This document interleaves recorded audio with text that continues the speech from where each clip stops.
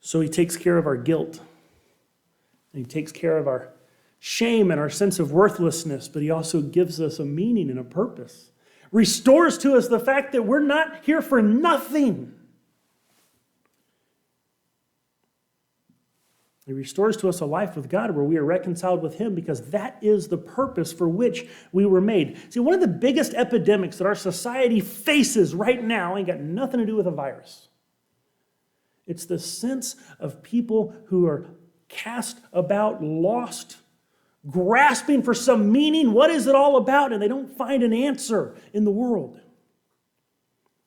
People are adrift, seeking meaning in their lives. One of the worst lies that our culture has pushed on people is that you get to just make up your own meaning and your own purpose. That's not actually how meaning and purpose work. Purpose requires intent, a goal. It's something that is, because you are designed, you are created, it comes from outside of you, it comes from your Creator. And we were designed by our Creator according to his plan, but sin has broken that relationship with God that we were designed to walk in and to have. And so we spend our lives seeking fleeting fulfillment wherever we can find it. Not always in bad places. Oftentimes it's actually in pretty good places. You know, maybe if I just find that special someone to spend my life with, then I'll have meaning, then I'll be fulfilled. Well, yeah, that's a great thing. Doesn't always satisfy. It could be family, it could be work, it could be pleasure, it could be success, it could be social activism, right? Yeah, I'm making the world a better place, and if I do that, that's going to fulfill me.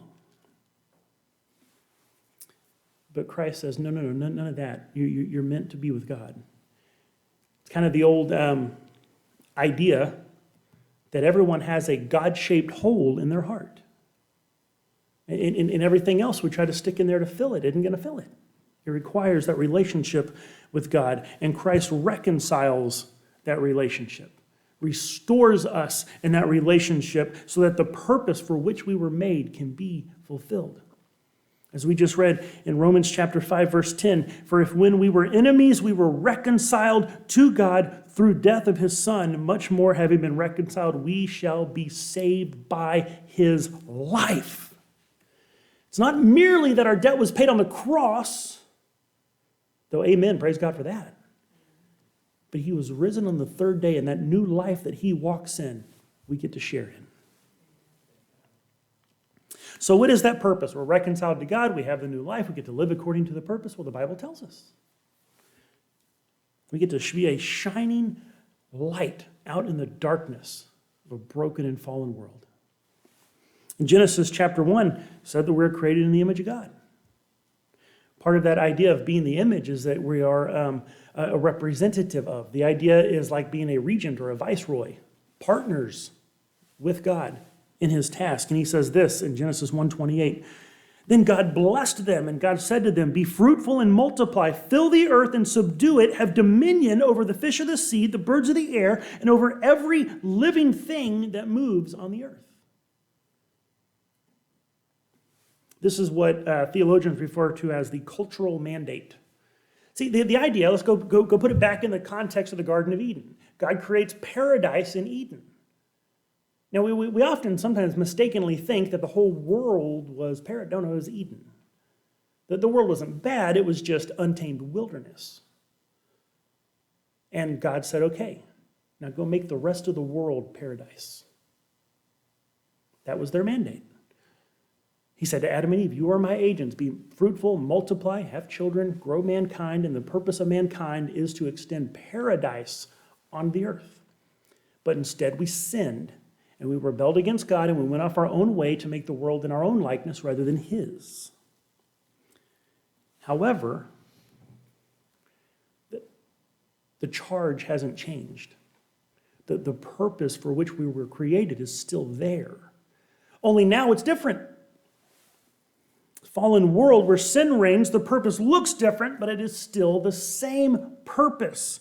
We partner with God to push back against the chaos, against broken hearts and minds in order to bring the peace of God, at least in some measure, paradise into the lives of others. And he's given us the tools to accomplish this in the teachings of Jesus Christ. Love your neighbor as yourself. Do unto others what you would have them do unto you. Hey, you want to be the greatest? You need to be the least and the servant of all. Hey, pray for your enemies and bless those who persecute you. Edify others, encourage one another. One of my favorites, the scripture actually says that we are to spur one another on to good deeds. The sense in that statement, and I believe it's somewhere in Hebrews, but the idea is it's almost like a competition.